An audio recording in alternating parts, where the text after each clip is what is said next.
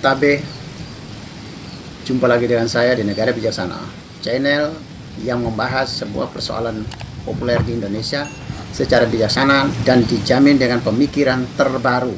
Seperti janji saya pada setahun yang lalu ya, kira-kira ya, bahwa saya akan membuat prediksi Pilpres kita tahun 2024 ini dalam 3 periode. Pertama, ketika baca presnya dideklarasikan, Anies, Ganjar, dan Prabowo dideklarasikan.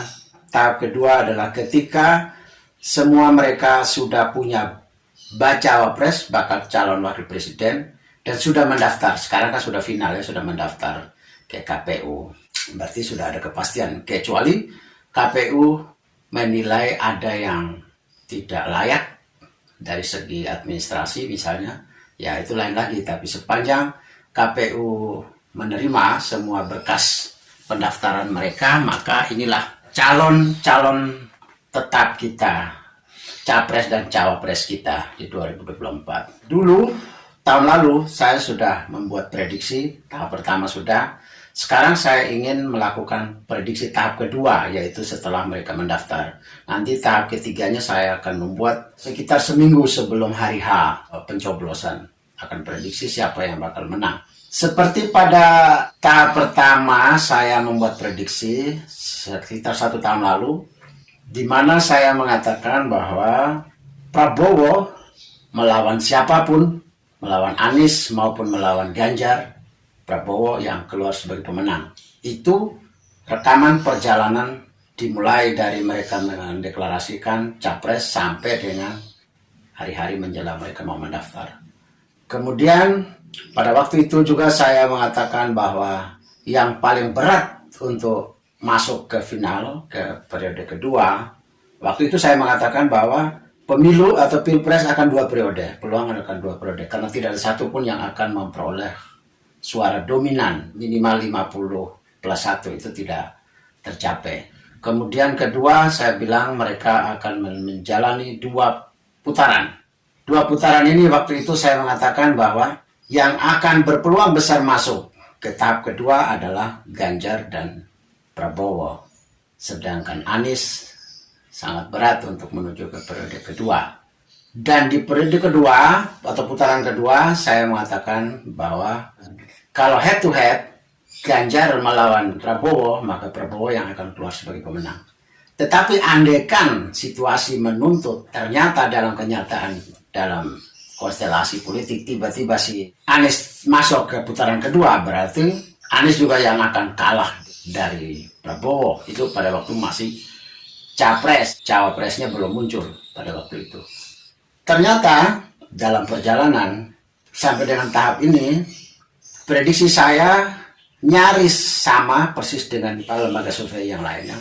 Hampir semua lembaga survei yang kredibel, lembaga survei yang independen, misalnya Kompas, CSIS, LSI, SMRC, itu mereka semua sama dengan prediksi saya, yaitu di head to head Prabowo selalu menang melawan siapapun. Yang berpeluang terpental di periode pertama adalah Anies Baswedan. Itu dulu ya. Dalam perjalanan ada perkembangan, misalnya ada isu yang baru terjadi, misalnya insiden keputusan MK yang kontroversial, dianggap tidak sesuai dengan ketatanegaraan kita. Masyarakat membentuk isu bahwa ini adalah bentuk lain dari permainan politik dinasti yang dilakukan oleh Jokowi, bermain dengan ketua MK supaya Gibran bisa masuk. Kebetulan Gibran sudah resmi menjadi bacawa presnya Prabowo ya. Ini kan juga berpengaruh isu ini. Isu-isu lain tidak berpengaruh, hanya isu sekitar kontroversial keputusan MK soal gugatan batas usia capres dan cawapres, lalu berkembang menjadi politik dinasti, berkembang juga menjadi Pak Jokowi dan keluarganya dianggap tidak tahu berterima kasih kepada PDIP atau kepada Megawati, ada yang mengatakan malin kundang, kacang lupa kulit, macam-macam. Isu-isu atau suatu kejadian-kejadian yang berpengaruh kepada elektabilitas sebuah pasangan. Terbentuklah Anies Caimin, Ganjar Mahfud MD, Prabowo Gibran. Di kubu Ganjar, selain pemilihan cawapresnya Mahfud, di sana tidak ada satu kejadian yang begitu spektakuler, kejadian yang sampai mempengaruhi elektabilitas, tidak ada. Biasa-biasa saja. Cuma sekedar serang menyerang antar kubu atau serang menyerang antar pendukung, tidak terlalu mempengaruhi signifikan pada elektabilitas, karena serang menyerang sebuah isu lama dengan isu-isu lama yang orang sudah membuat sikap dari dulu, jadi tidak ada pengaruhnya. Di Anies sama juga, tidak ada satu kejadian politik yang mengakibatkan angin ribut, yang mengakibatkan gempa politik, juga tidak ada di Anies. Cuma kejadian menetapkan Muhaimin Iskandar atau Caimin sebagai cawapresnya, itu saja. Kemudian di kubu Prabowo ini, selain ada peristiwa penetapan Gibran sebagai cawapresnya, bacawa presnya, juga ada MK yang langsung viral dengan tag, yaitu MK sebagai Mahkamah Keluarga, yang artinya dinasti, KKN, dan macam-macam. Itu kemudian ada juga yang memunculkan politik malin kundang, dituduh kepada Pak Jokowi sekeluarga, yang tidak tahu balas budi kepada PDIP dan Megawati dan lain-lain lah. Itu ada dinamika seperti itu yang berpengaruh. Kita lihat yang paling menarik sekarang, menuju ke hari H dengan formasi seperti ini dan dengan dinamika seperti ini. Per hari ini, kalau terjadi pemilu di hari ini, pilpres hari ini, maka siapa pemenangnya? Pasangan mana yang mendominasi? Mengapa pasangan itu harus keluar sebagai pemenang kalau pilpresnya hari ini? Jadi siapa pemenangnya, siapa yang bakal terdepak di tahap pertama atau putaran pertama, siapa yang bakal masuk di putaran kedua, dan di putaran kedua siapa yang berpeluang menang. Dan kenapa terjadi seperti itu? Oke, kita lihat selama ini, bahkan jauh sebelum terjadi penetapan bacawa presnya, itu ketiganya sudah punya masa, sudah punya pemilih sendiri-sendiri, dan elektabilitas kita semua sudah saksikan. Kecuali ketika Prabowo menetapkan Gibran sampai dengan pendaftaran ini, belum ada hasil surveinya. Hanya sebelum-sebelumnya pernah melakukan simulasi, beberapa lembaga survei melakukan simulasi, nama Gibran sempat dipasangkan dengan Prabowo. Rata-rata pada waktu itu, seperti yang saya prediksi di tahap pertama dulu, hasilnya persis dengan apa yang terdapat pada survei-survei di berbagai lembaga survei, hampir sama saja. Maka ketika terjadi bacawa presnya sudah lengkap seperti ini, siapa yang lebih mendominasi saat ini? Kalau pilpres hari ini, siapa yang bakal menang? Kalau di waktu yang lalu, itu tiga kubu ini punya elektabilitas. Pertama, Ganjar dengan Prabowo saling bersaingan. Sesekali ada yang Ganjar di atas, ada yang Prabowo di bawah. Sesekali ada yang Prabowo di atas, Ganjar di bawah. Tetapi rata-rata mereka tidak pernah sampai 50+1. Bahkan angka 50% pun tidak pernah sampai. Selalu berkisar antara 20-an, paling tinggi cuma 40-an, ya. Tidak pernah sampai yang 50-an, itu tidak pernah ada. Anies berkisar antara belasan, sekitar 18-19 sampai dengan 28%. Jadi Anies setelah ada Caimin dan makin ke sini, Anies makin tren naik. Meskipun tetap di bawah Ganjar dan Prabowo, tetapi trennya naik Anies. Ke depan kita lihat seperti apa dinamika atau pergerakan masyarakat pemilih kita untuk mengafiliasi dirinya kemana.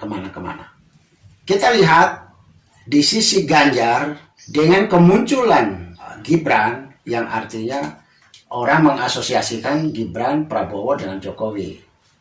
Berarti pendukung Jokowi akan ada yang berpindah, ada yang ke arah Prabowo saat ini. Ada yang bertambah ke arah Prabowo. Sehingga yang dia ambil dari mana penambahan ke Prabowo? Yang tadinya mereka adalah ada di kubu Ganjar, pemilih Ganjar. Pemilih Jokowi itu ada dua kelompok. Yang satu kelompok pemilih Jokowi yang asli, pemilih aslinya Jokowi. Jadi kayak Jokowi's base voter, pemilih asli, pemilih dasarnya Jokowi sendiri. Yang kedua ditambah dengan pemilih dasarnya PDIP, PDI's base voters. Rata-rata setiap pemilu, pemilih base voter, pemilih dasarnya PDIP itu berkisar antara 15 sampai 30-an%. Tapi saat ini saya baca di data perkembangannya sekitar 20-an%. Itu pemilih dasarnya PDIP selalu. Bisa dilihat dari tren pemilihan dari waktu ke waktu, termasuk ukurannya itu pada saat Megawati sendiri yang menjadi calon presiden, pemilih PDIP sebegitu besarnya, itu sekitar 20-an sampai 30-an%. Ya 30-an% itu sudah tinggi sekali itu. Sehingga pada waktu pemilu 2014 dan 2019, kenapa Jokowi menang? Artinya sebagiannya lagi dibawa oleh Jokowi sendiri. Pemilihnya Jokowi sekitar antara 20-an sampai 30-an% pemilihnya Jokowi. Jokowi's base voters atau pemilih dasar Jokowi ditambah dengan pemilih dasar PDIP, maka antara 20-an% sampai 30-an% ditambah 20-an% sampai 30-an% juga. Yang sama ya, 2 kali lipat lah. Sehingga Jokowi kemarin menang 50-an%. Berarti inilah pemilih Jokowi di 2014 dan 2019 terdiri dari pendukung dasar Jokowi dan pendukung dasar PDIP. Sehingga ketika sekarang Jokowi berada pada kubu yang berbeda dengan PDIP, dengan Megawati, maka sebenarnya persoalan elektabilitas tidak terlalu besar berpengaruh. Makanya ketika orang PDIP mengatakan jalan terus dengan atau tanpa Jokowi pun mereka jalan terus. Ya, karena memang pendukung aslinya Jokowi itu tidak bergantung. Mereka itu kan mendukungnya Jokowi kemarin waktu 2 kali pemilu itu, Pilpres itu. Kalau bukan Jokowi, mereka belum tentu menetap. Mereka udah terbang lagi, cari lagi calon baru. Tidak otomatis mereka bukan menjadi milik PDIP terus habis memilih Jokowi mereka akan memilih Ganjar. Enggak. Mereka ini adalah pemilih-pemilih yang boleh dikatakan swing voters. Swing voters itu mereka memilih wait and see, sabar menunggu. Lihat bobot calonnya. Calonnya ini bobot kami ke sini, calon ini bobot kami ke sini. Jadi mereka ini swing voters itu pemilih yang dinamis. Pemilih rasional, pemilih dinamis, mereka bisa berubah-ubah setiap waktu ketika ada pasangan berubah, ada tata cara berpolitik berubah, ada anggota-anggota tim suksesnya yang berubah atau berbeda, nanti mereka ini akan berlari-lari. Jauh sebelum Jokowi punya pilihan yang terbuka seperti sekarang ini ke arah Prabowo dan Gibran, sebenarnya pemilih Jokowi itu sudah berpisah dengan pemilih PDIP. Otomatis sudah berpisah otomatis. Karena mereka 2 kali pemilu terakhir bukan memilih PDIP. Mereka itu kan memilih Jokowi. Jadi kalau sudah calonnya bukan Jokowi, ya mereka sudah tidak, belum tentu. Bisa saja mereka cocok dengan Ganjar, atau bisa saja mereka cocok dengan Anies, atau mereka ada yang merasa cocok lagi dengan Prabowo. Base voternya Jokowi kemarin ada yang sudah terbang ke Anies, ada yang sudah terbang ke Prabowo, ada yang sebagian masih bertahan di Ganjar. Pemilih Prabowo, kita lihat di 2019-2014, itu kan Prabowo berada di kubu seberang, kubu yang cukup dominan didukung oleh simbol-simbol katakanlah Islam kanan. Tetapi ketika Gibran masuk sebagai bacawa presnya Prabowo, maka mereka-mereka yang tadinya pembenci Jokowi, mereka akan keluar dari Prabowo, pergi. Kemanakah mereka ini pergi? Mereka akan memilih Anies. Sebagian dari kelompok pemilih Prabowo di tahun 2014-2019, mereka ke Anies. Lalu pemilih Jokowi yang tadi masih berupa swing voters di kubu Ganjar, mereka akan keluar dan menuju ke Jokowi karena sudah tahu persis bahwa Jokowi sudah berlabuh di kubu Prabowo. Jadi mereka langsung berlabuh ke Prabowo, Gibran. Karena di setiap survei selama ini swing voters kita masih besar, antara 30-an sampai 40-an% swing voters. Jadi mereka memilih, tetapi belum tentu tetap memilih itu. Misalnya mereka memilih Ganjar, belum tentu mereka memilih Ganjar terus. Tunggu dulu, lihat situasi mereka ini. Begitu pula swing voters, ada yang sudah di Prabowo atau ada yang sudah di Anies. Tapi mereka ini belum tetap, masih berpeluang untuk pindah sana sini. Tergantung dari situasi, tergantung siapa cawapresnya, apa visi misinya, siapa orang-orang terdekat dia di dalam tim ses. Itu akan berpengaruh kepada swing voters. Nah, saat ini swing voters sudah bergerak, sudah terjadi pergerakan swing voters. Swing voters dari pemilih Prabowo di 2014 dan 2019 dari Islam kanan itu sudah berpindah ke arah Anies. Sedangkan base voters Jokowi yang masih berstatus swing voters selama Prabowo belum punya bacawa pres kemarin, mereka masih wait and see, mereka masih katakanlah masih parkir di Ganjar. Sekarang mereka sudah mulai berpindah ke arah Prabowo. Sehingga posisi saat ini apabila perpindahan dinamika swing voter saat ini, maka Anies naik. Nanti kira-kira 1-2 minggu ke depan kita lihat survei nanti, Anies akan naik dari belasan sampai 20-an. Dia nanti ke depan akan naik minimalnya 20-an. Maksimalnya masih bisa menyentuh ke angka 30-an. Kemudian suara Prabowo antara yang pergi dengan yang datang paling tidak sama banyak. Kelompok kanan yang ke Anies dengan Jokowi base voters yang hengkang ke Prabowo.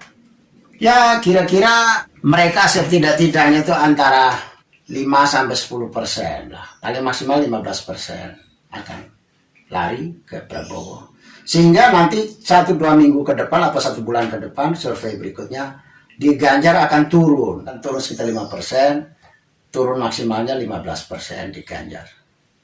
Kalau terjadi seperti itu, maka kita lihat Anies naik antara 20-30%. Ganjar turun yang biasanya 20-30%, maka turun antara 5-20%. Berarti sekarang posisinya antara ketiga baca pres ini, ketiga paket ini sudah berposisi statistiknya nyaris berada pada level yang sama.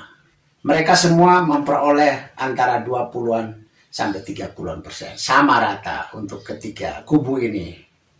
Tetapi decided voter masih ada.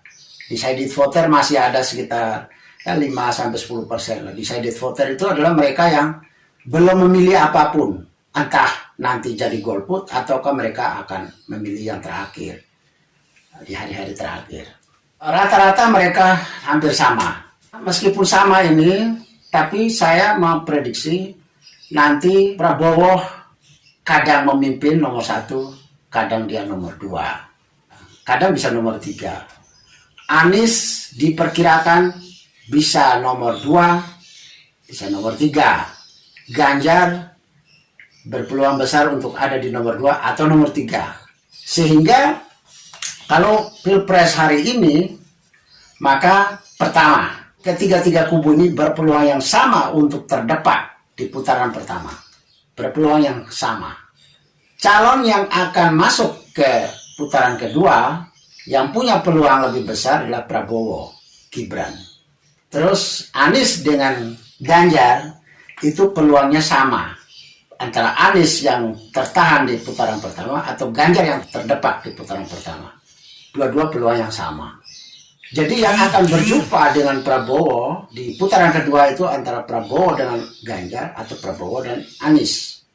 Kalau dulu saya mengatakan, dan itu terbukti pada semua, nyaris semua lembaga survei mengatakan, di final head to head Prabowo lawan siapapun akan menang. Sekarang kalau asumsi kita kalau tidak ada perubahan, tidak ada terjadi dinamika ya, asumsi kita situasi di sosial politik kita dianggap vakum, statis. Maka di putaran kedua itu tergantung dari sentimen negatif dari ketiga kubu ini. Jika satu kubu sering diasosiasikan sebagai kubu yang sangar, kubu yang tukang hoax, kubu yang tukang fitnah, kubu yang sombong, kubu yang jelek lah, kubu yang jahat lah, maka dialah yang akan gugur di putaran kedua. Karena akan terjadi solidaritas dua kubu yang menjadi sasaran dari satu kubu, maka kedua kubu ini akan menjadi semacam koalisi baru. Koalisi baru yang terbentuk di masa menjelang putaran kedua itu. Mereka akan terbentuk, tapi tidak formal, tapi terbentuk secara psikis. Ada kesamaan nasib, mereka merasa senasib. Kita senasib, kita sering diolok, kita sering dihujat, kita sering dihina, kita sering diejek-ejek, ya. Jadi di putaran kedua itu sangat ditentukan oleh perilaku setiap kubu. Manakah kubu yang paling menonjol menyerang, paling menonjol perilaku negatifnya terhadap kedua kubu lain, maka dialah yang akan kalah. Paling sombong, paling iri hati, paling dengki, paling benci, paling menghina dua kubu lain, atau paling mengejek, paling anggap remeh misalnya ya, paling menyebarkan hoax, itu adalah kubu yang berpeluang kalah di putaran kedua. Karena ada persekongkolan, ada koalisi darurat, ya, emergensi. Mereka akan bersatu untuk melawan satu. Ini kita lihat contoh seperti Pilkada 2017. Pilkada DKI 2017 itu setiap hari atau setiap bulan hasil survei selalu menunjukkan bahwa Ahok Jarot nomor 1. Meskipun tidak sampai 50% plus 1. Tapi di bawah itu tetap selalu nomor 1. Orang mengira Ahok Jarot akan menang. Ternyata di hari H putaran kedua Ahok Jarot kalah. Kenapa? Ada koalisi darurat, emergency coalition, terjadi antara kubu Anies Baswedan, Sandiaga Uno, dan AHY Silvi. Mereka bersatu di putaran kedua, serang Ahok Jarot, akhirnya kalah. Drama di 2024 nanti nyaris sama persis dengan Pilkada 2017 di Pilkada DKI. Ada 3 kubu, di antara ketiga ini yang ada kesamaan identitas, ada kesamaan pemikiran, ada pertemuan karakter politik dan segala macam, yaitu Anies dan Prabowo. Ada kesamaan. Pertama, Anies pernah didukung oleh koalisi Prabowo. Waktu itu di Pilkada DKI, Anies menang. Ini yang mempertemukan mereka. Yang kedua, masa pemilih Prabowo 2015-2017 juga berada di Anies sekarang. Mayoritas ada di Anies lah. Sehingga Anies dengan Prabowo itu sudah punya chemistry sebelum masuk panggung 2024. Itu mereka sudah punya chemistry sampai sekarang. Kebetulan Prabowo juga chemistry dengan siapa-siapa saja dia. Oleh karena itu, kalau Ganjar masuk di final putaran kedua, nanti bersama atau melawan dengan Prabowo atau lawan dengan Anies, maka yang harus dijaga adalah jangan sampai kedua kubu Anies dan kubu Prabowo akan bersatu di final atau di putaran kedua untuk mendepak Ganjar. Seperti DKI 2017, kubu Agus Silvi bersatu dengan Anies Sandiaga Uno mendepak Ahok Jarot. 2024 awas akan terulang. Oleh karena itu PDIP atau kubu Ganjar harus atau wajib menjaga karakter, menjaga etika. Jangan menyerang, jangan menghina, jangan mengejek, jangan sombong, jangan memfitnah, jangan hoax misalnya. Atau intinya jangan menjadikan dua kubu ini menjadi sasaran tembak, sasaran olokan, hinaan dan segala itu jangan sampai. Kalau itu terjadi mereka dua diserang, maka penyatuan koalisi darurat bisa terbentuk suatu waktu ketika di putaran kedua. Jika Anies yang masuk melawan Ganjar, maka kubu Prabowo akan bersatu dengan kubu Anies lawan Ganjar. Jika Prabowo yang masuk ke putaran kedua melawan Ganjar misalnya, maka kubu Anies akan bersatu dengan Prabowo untuk lawan Ganjar. Tapi persoalannya di level pemilih, bukan persoalan di level elit. Entah Anies nanti bergabung dengan Prabowo atau tidak soal, atau Prabowo gabung Anies tidak soal. Tapi pemilihnya secara otomatis sama persis dengan tahun 2017 Pilkada DKI. Itu kan Agus Silvi nggak ada hubungannya, tidak membuat koalisi baru lagi dengan Anies Sandiaga Uno. Tapi pemilihnya yang bergerak sendiri secara otomatis. Mereka memiliki kisah nasib yang sama selama dalam putaran Pilkada DKI. Apabila Anies punya kubu menyerang Prabowo dan Ganjar, maka di putaran kedua siapapun yang lawan Anies, kubu Ganjar dan kubu Prabowo akan menyatu. Tetapi untuk saat ini, sampai dengan saat ini, posisi chemistry lebih tercipta antara Anies dengan Prabowo dibanding dengan Ganjar. Kubu Ganjar kurang chemistry dengan kubu Anies, kubu Prabowo juga kurang chemistry dengan kubu Ganjar, tapi kubu Prabowo lebih chemistry dengan kubu Anies. Ini bagaimana dengan dampak dari MK, keputusan MK yang kontroversial terhadap suara untuk Gibran dengan Prabowo, dan isu dinasti dan isu maling kundang, isu kacang lupa kulit, apakah ini berpengaruh tidak? Begini, semua orang-orang yang mengerti ketatanegaraan, termasuk saya, ketat menganggap MK telah melakukan kesalahan. Tetapi kesalahan itu berefek kemana? Itu bukan jadi persoalan. Bukan soal, karena efek MK bersalah lalu ke Gibran. Tidak otomatis. Sebenarnya bukan hanya Gibran, siapapun yang merasa diri di bawah 40 tahun, siapa saja di Indonesia yang punya kriteria pernah jadi pemimpin daerah, ya bisa masuk. Tidak ada sebutan khusus dalam konstitusi, tidak ada kesebutan khusus nama Gibran, jadi hanya untuk Gibran, tidak. Jadi orang-orang mengerti ketatanegaraan dan kritis, dia tahu kesalahan di MK bukan kesalahan di Gibran, bukan. Karena MK membuat keputusan tidak ada sebutan khusus nama Gibran, tetapi hanya pada mereka yang di bawah 40 tahun boleh, asalkan mereka yang pernah menjadi kepala daerah. Yang pernah menjadi kepala daerah di bawah 40 tahun tidak hanya Gibran, semua orang, bahkan besok ke depan berapa banyak lagi yang bukan Gibran, belum tentu Gibran. Jadi ini sebenarnya keputusan MK ini bukan tujuan ke Gibran. Karena kalau tujuan ke Gibran artinya yang lain tertutup.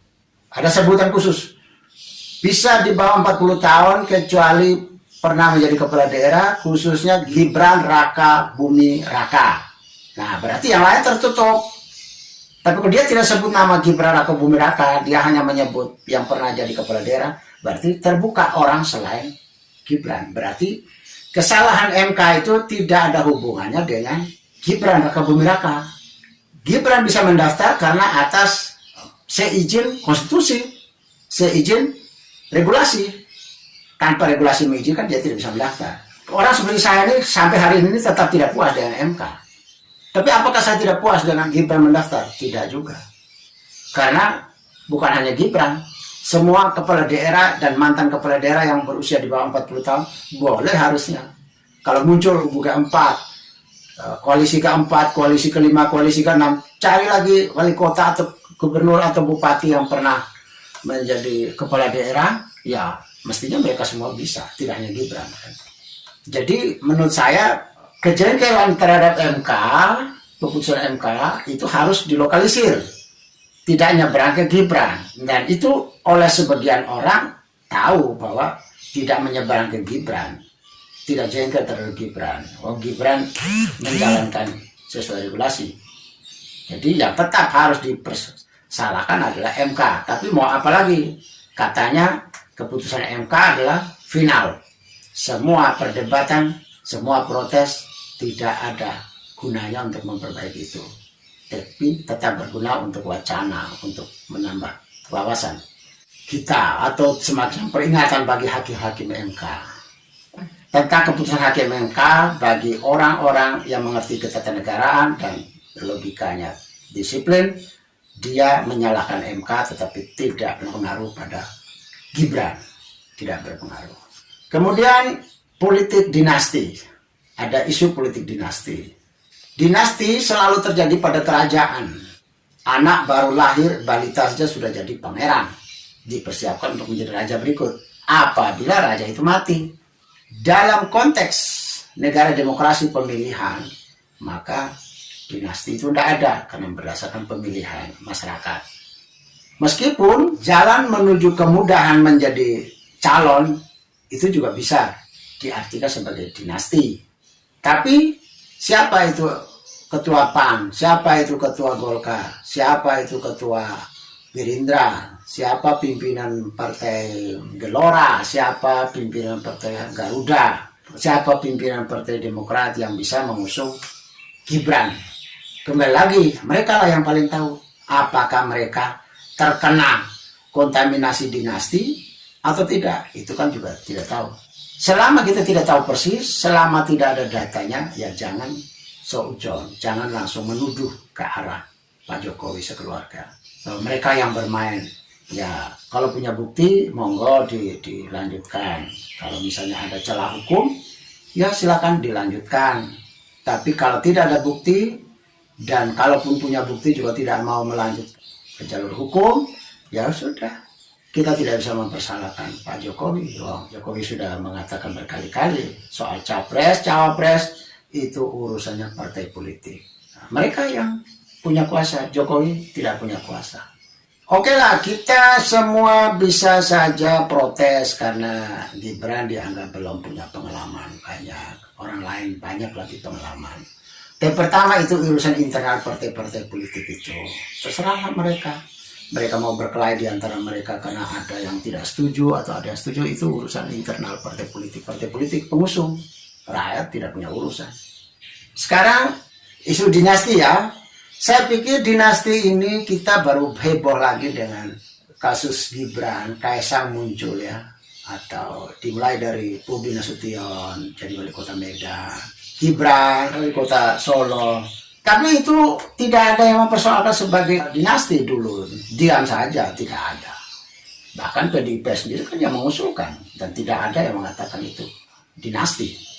Tapi tiba-tiba ketika Kaisang muncul jadi ketua umum PSI, tambah lagi Gibran muncul sebagai bacawa Prabowo, langsung meledak sebagai dinasti. Yang pertanyaannya kita, para pembela anti dinasti ini tidak konsisten juga. Kenapa ketika dulu Gibran, Bobi jadi wali kota, kenapa tidak teriak sebagai dinasti? Kenapa ketika Gibran jadi bacawa pres dan Kaisang jadi ketua umum PSI, kita baru teriak-teriak dinasti? Ini kan kebetulan hubungan dengan sensitivitasnya kan muncul kan dengan pemilu 2024. Ada yang merasa tersaingi kalau ada Gibran yang masuk. Tapi sebetulnya sudah lama orang-orang kita itu memperlakukan politik dinasti, itu sudah lama. Itu Demokrat, AHY tiba-tiba langsung jadi ketua umum Demokrat. Ya. Tidak ada yang protes. Pertanyaan, apakah dinasti atau tidak kehadiran Mbak Puan di PDIP? Apakah dinasti atau tidak? Kalau dinasti lihat sebagai hubungan pertalian darah, ya dianggap dinasti. Tapi kalau pertalian darah, tapi kalau semua berjalan sesuai undang-undang, sesuai dengan ADART organisasi, sesuai dengan regulasinya, ya tidak ada dinasti. Dinasti itu secara otomatis tanpa pemilihan, tanpa seleksi. Kemudian isu tentang maling kundang, isu tentang kacang lupa kulit. Ini kan adalah isu internal PDIP ya. Ini kan urusan internal PDIP. Bagi masyarakat umum sebenarnya itu harus dipilah mana yang disebut masalah internal partai dan mana yang disebut masalah publik. Itu harus dibedakan. Rakyat harus mempeduli masalah publik. Publik itu negara. Partai itu bukan masalah rakyat. Itu masalah internal para pemegang hak anggota. Jadi mereka lah yang punya urusan, bukan rakyat. Saya sebagai pemilih masyarakat umum, saya tidak punya urusan dengan internal PDIP. Ada yang maling kundang kayak, ada yang kacang lupa kulit kayak, ada yang bisa balas budi kayak, itu urusan internal mereka. Tidak ada urusan dengan kita sebagai warga masyarakat. Jadi kalau rakyat di negara bijaksana harus pilah mana urusan PDIP, mana urusan rakyat. Masalah maling kundang, masalah kacang lupa kulit itu masalah internal PDIP. Tapi kalau masalah pelanggaran terhadap hukum-hukum, pelanggaran terhadap ketatanegaraan, itu baru masalah rakyat sebagai pemilih. Jadi maling kundang, kacang lupa kulit itu urusan internal PDIP. Rakyat di negara bijaksana tidak terpengaruh. Saya tidak melihat masalah kacang lupa kulit, maling kundang sebagai masalah saya, tidak. Itu masalah PDIP. Tapi kalau saya adalah pengurus PDIP, saya adalah anggota PDIP, ya itu masalah saya. Tapi kalau saya adalah rakyat biasa, saya pemilih, tidak ada urusan dengan saya. Saya tidak ada urusan dengan kacang lupa kulit atau maling kundang. Tetapi saya lihat ada kubu yang membuat berita kantor. Logis juga bahwa ada yang mengatakan Jokowi seperti ini karena dia mendapat perlakuan-perlakuan yang tidak wajar. Berita ada tuh, video-video ada itu berseliweran di medsos, di berbagai media. Ada yang isu bahwa ketika Jokowi terpilih, kabinet diatur oleh partai atau oleh Megawati, katanya. Benar atau tidaknya, tapi itu isu itu beredar dan video-video beredar. Di sini orang mulai melihat, menaruh hati kepada Jokowi bahwa ternyata hak prerogatif sebagai presiden bisa diambil, mau dirampas. Berikut ada juga video yang sempat viral, yaitu Presiden Jokowi duduk dipanggil ke kantor PDIP, duduk menghadap Ibu Megawati. Baru Mbak Puan yang memviralkan, memvideokan foto dan viral di media massa. Jadi publik melihat bahwa Jokowi seperti diperlakukan tidak wajar sebagai presiden. Publik kan tahu, maka publik berpendapat. Ada yang menganggap, wah ini kan rumah tangga mereka sendiri, tidak masalah. Tapi ada yang menganggap meskipun itu rumah tangga, tapi kan dia seorang presiden. Publik sudah punya pendapat sendiri. Banyak berita-berita yang beredar yang sifatnya mengkonfirmasi, membenarkan mengapa Pak Jokowi sampai harus berpaling dari PDIP atau dari Mbak Mega, atau harus pisah jalan dengan Mbak Mega. Itu ada argumentasinya. Contoh lain, partai dengan PDIP tapi rasanya seperti oposisi, yaitu bulan Maret tahun 2023 kemarin Presiden Jokowi sudah mempersiapkan selama 3 tahun untuk menjadi penyelenggara Piala Dunia di Indonesia, satu event bergengsi di dunia, kesempatan untuk menjual Indonesia di mata dunia. Tapi tiba-tiba PDIP mengerahkan anggotanya untuk menolak Piala Dunia, bukan menolak Piala Dunia tapi menolak Israel. Lalu FIFA membatalkan Piala Dunia di Indonesia, dianggap Indonesia tidak damai, Indonesia dianggap rawan menjadi penyelenggara, sehingga dibatalkan dari Indonesia. Itu suatu kekecewaan juga dari Pak Jokowi terhadap partainya yang seharusnya menjadi partai pendukung, tapi menjadi kesannya sebagai oposisi Ganjar dengan Wayan Koster, Gubernur Bali dan Gubernur Jawa Tengah waktu itu mereka membuat pernyataan menolak tim Israel. Itu juga masyarakat melihat sebagai perlakuan yang tidak menarik juga di mata publik terhadap Pak Jokowi. Dan macam-macam ya, mungkin Pak Jokowi sendiri yang tahu mendaftar sekian banyak persoalan sakit hati dia atau amarah dia. Ya, masyarakat kita juga pernah tidak suka dengan pemanggilan Pak Jokowi ketika waktu itu sudah di Solo, tiba di Solo untuk sebuah hari raya. Tiba-tiba dipanggil ke Jakarta oleh Mbak Mega sebagai ketua partai untuk mendeklarasikan Ganjar. Sehingga banyak orang berpendapat melihat bahwa ternyata ekspresi Jokowi waktu itu tidak semangat, tidak nyaman lah. Sehingga orang mulai menduga bahwa ketidaknyamanan Jokowi adalah bagian dari cara dia memprotes, cara dia mengekspresi ketidakpuasannya, di mana dia merasa sebagai presiden tapi dia diperlakukan dengan semena-mena. Kampanye-kampanye seperti ini sudah beredar di masyarakat, dan itu masyarakat sudah membentuk opini sendiri, sehingga sikap kacang lupa kulit, sikap maling kundang sudah dibalancing, sudah diseimbangkan dengan informasi-informasi mengapa Pak Jokowi jadi seperti itu terhadap Pak Mega, terhadap PDIP. Masyarakat kita mulai berpikir, ya kalau kita berada di pihak Jokowi mungkin kita juga seperti itu, atau mungkin kita juga sudah lama. Tapi Jokowi kan orangnya kan pendiam, orangnya tidak mau omong, tidak mau ribut, sehingga dia hanya memendam dalam hati saja. Jadi isu ini tidak ada hubungannya dengan elektabilitas, kantor isunya sudah ada. Jadi sebenarnya pemilih Jokowi ini 2019-2014 ini kan seperti saya bilang tadi ada dua kelompok, pemilih PDIP dan pemilih Jokowi dijadikan gabung jadi satu, Jokowi jadi menang. Sekarang ini ketika Jokowi menunjuk jarinya dia ke arah Prabowo dan Gibran, maka ini semacam seremonial perpisahan antara pendukung PDIP dengan pendukung Jokowi. Yang pendukung Jokowi dia keluar ikut Jokowi, atau ada yang independen seperti saya independen, saya tidak ikut Jokowi. Misalnya besok saya memilih pilihan saya sesuai dengan pilihan Pak Jokowi, itu kebetulan, bukan karena saya ikut Jokowi, enggak. Saya cuma mau mendukung Jokowi. Kalau sama orang lain yang maju ya belum tentu. Saya pikir lagi gitu.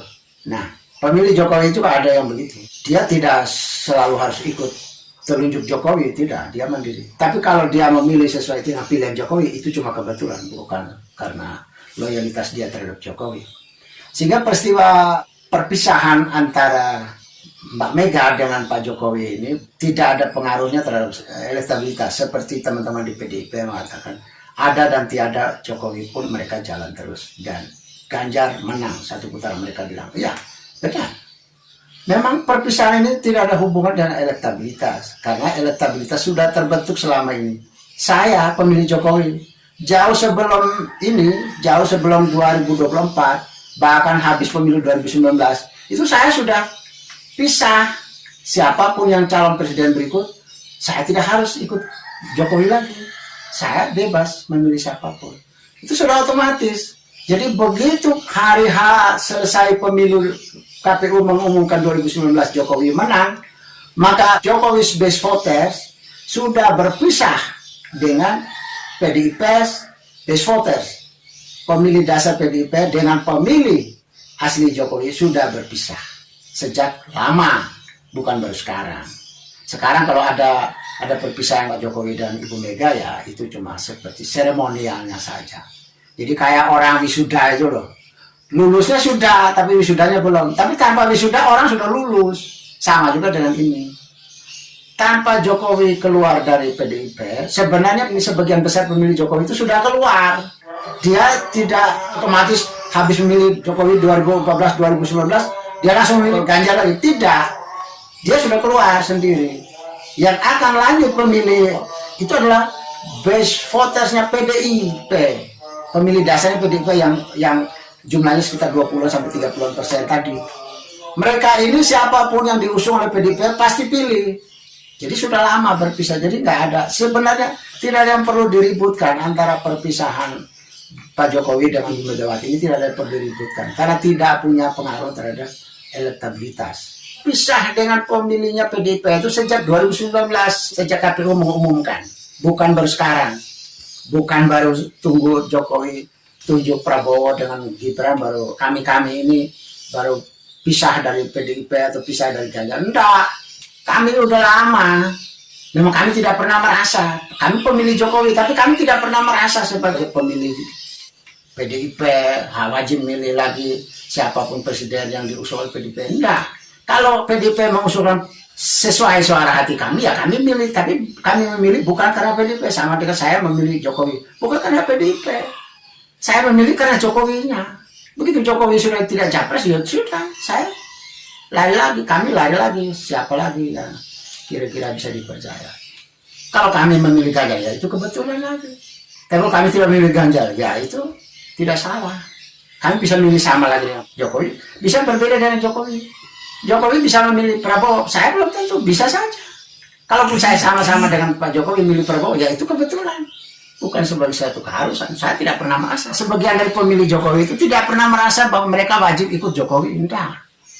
Tapi ada yang mengasosiasikan diri dengan Jokowi wajib. Jadi gitu ya.